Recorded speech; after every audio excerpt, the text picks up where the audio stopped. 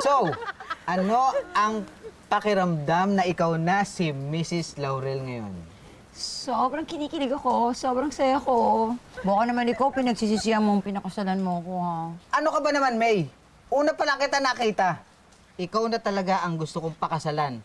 Mula nung dati hanggang sa kasulukuyan at hanggang sa end of our life. Ikaw lang ang babae na yun. Talaga ba? Oo naman.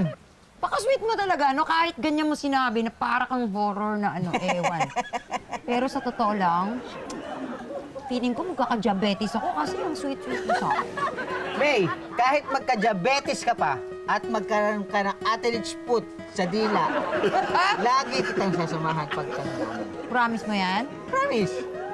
Pag senior citizen tayo, walang iwanan, ha? Wala. Oo, ah. Oo naman. Oo, ah. Promise? O, tara na ba? Tara na. May reception pa kasi tayo, eh. Parang nakalimutan na natin, eh.